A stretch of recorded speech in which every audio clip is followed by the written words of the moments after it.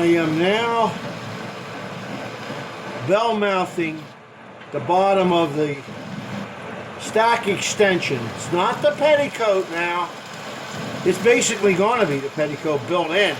But the petticoat, as I've been trying to tell everybody, is really not anything to do with the blast. If you can see that line I have on the scribe, in the scribe line in there on the bluing, that is the theoretical bottom of the stack. And right now what I'm doing is I'm just bell mouthing the thing. I'm using 2 hands on the lathe. 1 hand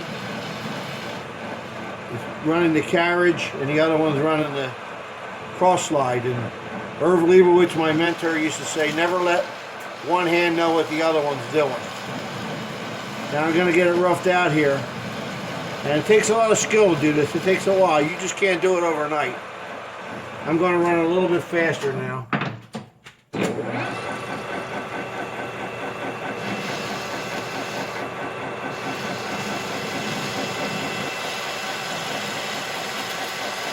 Don't go trying to run the feed and all of that.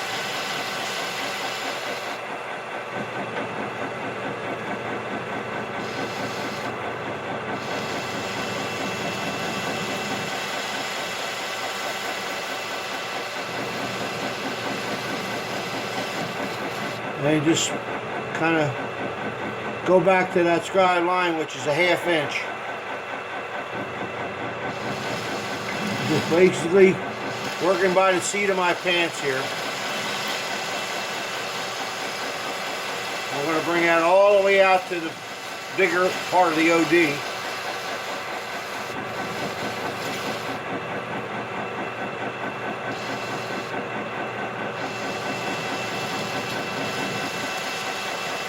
Just follow it down.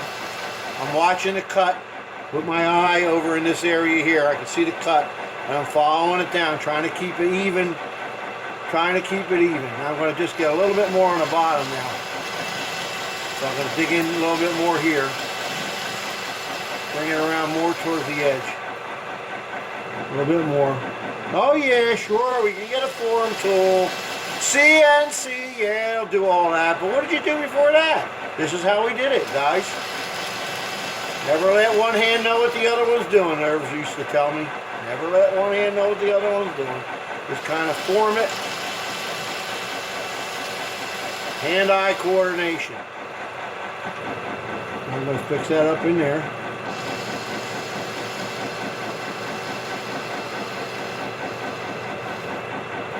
I'm going to come around. A little bit more in here. I mean, I could make a little template. I got to smooth that out a little bit more. It's got a bump in it. Right in here, let's see. Right about in there. So, best thing to do is don't run it. Come over here like that, back off a little bit. Come in until you touch and then work it out from there.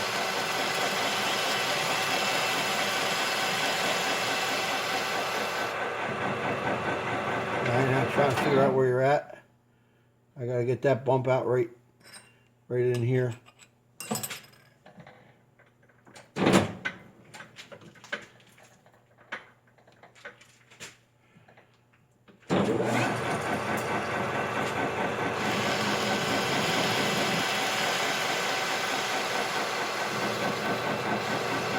Follow it lightly at that point. And I get almost near the edge, then start bringing it quicker.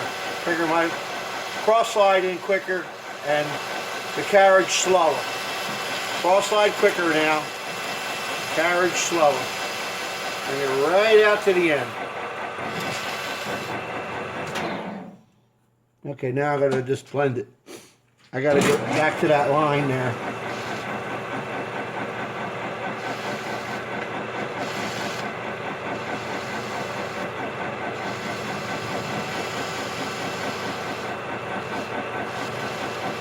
I'm going to run a little faster in a minute and take light cuts.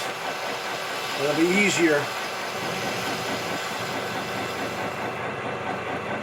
I'm going to run it faster now because then I can go and refine it a little bit more. I had to use a steady rest because it's heavy cuts, and the first thing you know, you'll be knocking that thing right out of the lathe. See, I'm using basically the same feed rate with my hands. There's no way you can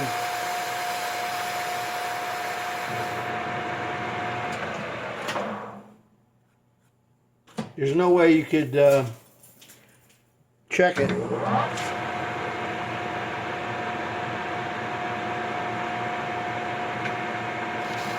A nice heavy stubby tool, carbide of course. That's good right there. Light. Light.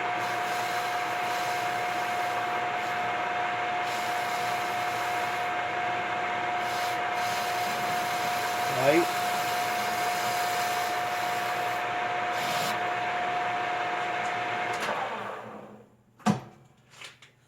That's pretty good right now. Let me just fix the end here.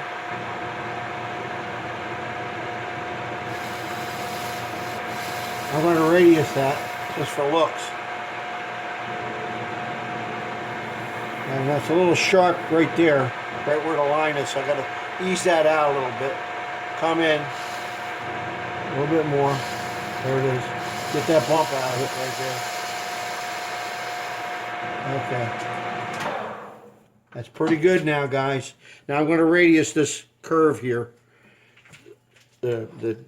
Just radius that around to make it look better. I might use a tool or whatever, but now I'm going to use 80 grit sandpaper and just polish it out a little bit. Get this out of my way.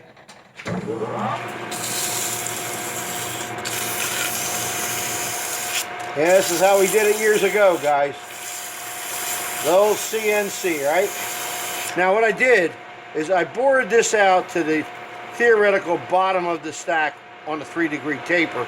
It's about 1 inch and 9/16 what it works out to be, something like that. It's not that critical. It's not like it's an injector. I just polish out these grooves. Herb used to tell me, polish in the middle of the groove, make it look better.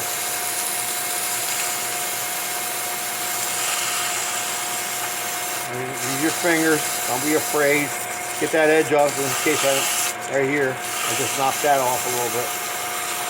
I'm going to radius that.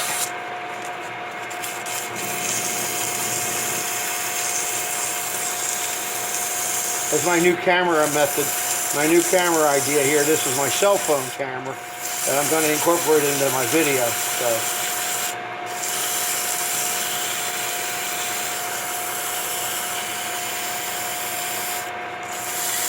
That little bump out of it right there. Right there.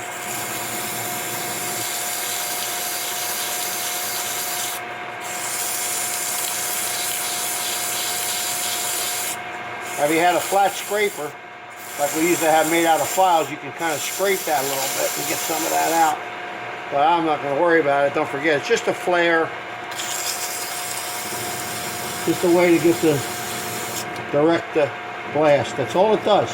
The petticoat pipe don't mean anything. Just a reflection, a deflector. What matters is this throat right here. That's what matters.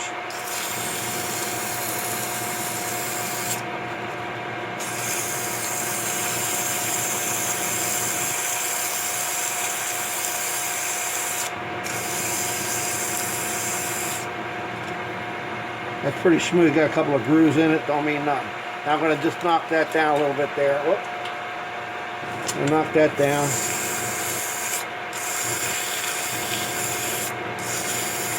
Now I'm going to taper from this point, right at that blowing, taper it out maybe 20 thousandths more. And that should bring it within the other part of the stack. That what I'm going to do is just basically try to blend it.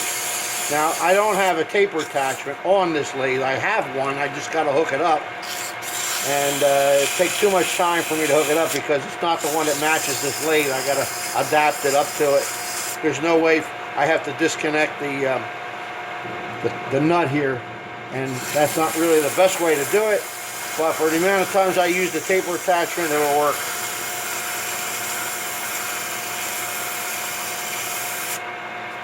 There you go. Petticoat. Now I'm going to just radius that off.